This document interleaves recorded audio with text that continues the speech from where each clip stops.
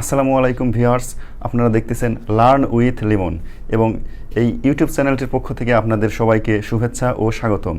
তো বহু প্রতীক্ষার পর আমরা একটি গ্রামারের বেসিক কোর্স নিয়ে হাজির হয়েছি এবং যে কোর্সটি আমাদের একদম বেসিক লেভেল থেকে শুরু হবে এবং একদম অ্যাডভান্স লেভেল পর্যন্ত আলোচনা করব।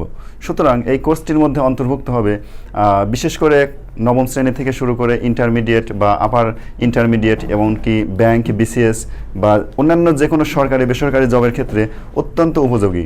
সো আপনারা যদি আমার এই ক্লাসটি শুরু থেকে নিয়ে শেষ পর্যন্ত দেখেন তাহলে অবশ্যই উপকৃত হবেন।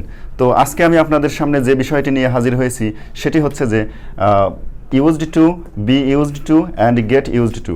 আমাদের প্রাত্যহিক জীবনে আমরা প্রতিনিয়ত হরহামেশায় পড়ে যাই যে কিভাবে ইউজড টু ব্যবহার করব, কিভাবে গেট ইউজড টু ব্যবহার করব, অথবা কিভাবে বি ইউজড টু ব্যবহার করব।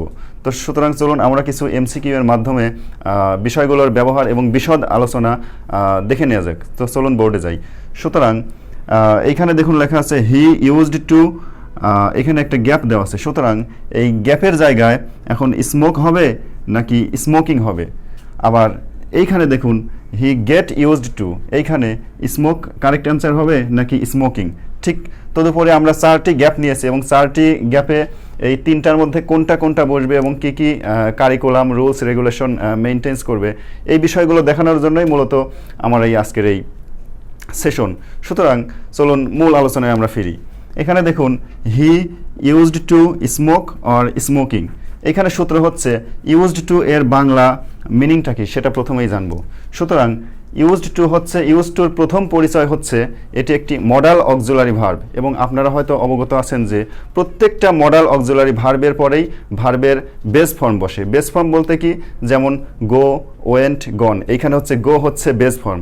সুতরাং ইউজড টু মানে হচ্ছে অতীতের অভ্যস্ততা, অর্থাৎ একটা মানুষ অতীতে যে সমস্ত অনিয়মিত কার্যকলাপের সাথে সম্পৃক্ত ছিল বাট এখন নাই, সেক্ষেত্রে আমরা ইউজড টু ব্যবহার করতে পারি। যেমন বাংলায় যদি আমি একটি উদাহরণ দিই, যেমন সে ধূমপান করতে অভ্যস্ত, সে ধূমপান করতে অভ্যস্ত, এটা কিন্তু প্রেজেন্টে বোঝাচ্ছে, তাহলে অতীতের সাথে কিন্তু সামঞ্জস্য হলো না। অতীতের সাথে সামঞ্জস্য কি, সে ধূমপান করতে অভ্যস্ত ছিল। এখন সে ধূমপান করতে অভ্যস্ত ছিল বলতে কিন্তু এখন কিন্তু সে করে না, সে পূর্বে কিন্তু করেছে। সুতরাং সেক্ষেত্রে আমরা ইউজড টু ব্যবহার করতে পারি। সুতরাং অনিয়মিত অভ্যাস বোঝায় এবং ইউজড টু একটি মডাল অক্সিলারি ভার্ব। সুতরাং এরপরে অবশ্যই ভার্বের বেস ফর্ম বসবে এবং ইউজড টুকে অনুসরণ করে এখানে অবশ্যই দেখুন he used to, used to মানে অভ্যস্ত। সুতরাং এখানে স্মোক হচ্ছে কারেক্ট অ্যান্সার, এখানে কিন্তু স্মোকিং হবে না। আমরা যদি সেকেন্ড ফেজে চলে যাই তাহলে দেখুন লেখা আছে হি গেট ইউজড টু। এখন ইউজড টু মানে যেমন পূর্বের আলোচনায় জেনেছি যে অভ্যস্ততা অতীতের, তাহলে গেট ইউজড টু মানে কি এটার সিমিলার অর্থ বহন করবে নাকি এটার ডিসিমিলার? তো গেট ইউজড টু মানে হচ্ছে বর্তমানের অভ্যস্ততা থাকা, অথবা অতীতের অভ্যস্ততা কন্টিনিউয়াস ছিল, অথবা বর্তমানে কন্টিনিউয়াস আছে, অথবা ভবিষ্যতেও কন্টিনিউয়াস থাকবে। এখন যদি ওই একই সেন্টেন্সটাকেই আমি একটু ঘুরিয়ে পেঁচিয়ে বলি যে সে ধূমপান করতে অভ্যস্ত, দেখুন এই সেন্টেন্সটা কিন্তু ধূমপান করতে অভ্যস্ত মানে বর্তমানে কিন্তু অভ্যস্ত, সে কিন্তু অতীতে কিন্তু ছিল না, সুতরাং বর্তমানের একটা এক্সপ্রেশন দিচ্ছে। আর গেট ইউজড টুর পরে যেহেতু বর্তমানের এক্সপ্রেশন দিচ্ছেন কন্টিনিউয়াসলি, সুতরাং গেট ইউজড পরে V1 না বসে ডাইরেক্ট হবে হচ্ছে VING, মানে কন্টিনিউয়াস একটা রূপ দিচ্ছে। সুতরাং এখানে স্মোকিং হচ্ছে কারেক্ট অ্যান্সার।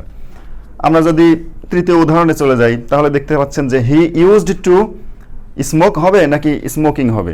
সুতরাং এখানে ইজ ইউজড টু বলতে বি ইউজড টু, তাহলে বি ইউজড টুর মধ্যে কী কী থাকে, যেমন am used to, are used to, is used to, was used to, were used to. এখানে হি ইজ ইউজড টু, সুতরাং ইজ ইউজড টু মানে কিন্তু বি ইউজড টু।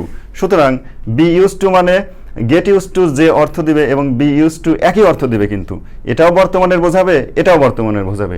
সুতরাং এইখানে যেমন হচ্ছে গেট ইউজড টুর পরে ভার্বের সাথে আইএনজি ফর্ম বসবে, ঠিক তেমনি এখানে বি ইউজড টুর পরে ভার্বের সাথে আইএনজি ফর্ম বসবে। আর যদি শুধু ইউজড টু থাকে তাহলে কিন্তু V1, শুধু ইউজড টু হচ্ছে মডাল অক্সিলারি ভার্ব, কিন্তু বি ইউজড টু কিন্তু মডাল অক্সিলারি ভার্ব না, এটা হচ্ছে মডাল রিলেটেড এক্সপ্রেশন মাত্র। এবং আমরা চতুর্থ উদাহরণ যদি লক্ষ্য করি, এখানে দেখুন সম্পূর্ণ ব্যতিক্রম একটি উদাহরণ, যেমন দে ড্যাশ স্মোক। এখন এইখানে কিন্তু এখন ইউজড টু হবে নাকি বি ইউজড টু হবে, অর্থাৎ এম ইউজড টু হবে, সেটা কিন্তু আপনাদের এই সেন্টেন্সটা দেখার পরেই জাস্টিফাই করতে হবে উপরের 3টি নিয়ম অনুসারে। এখানে যদি প্রথমতই চিন্তা করেন, যদি আমি ইউজ টু ব্যবহার করি তাহলে কি সেন্টেন্সের সাথে সামঞ্জস্য থাকতেছে কিনা।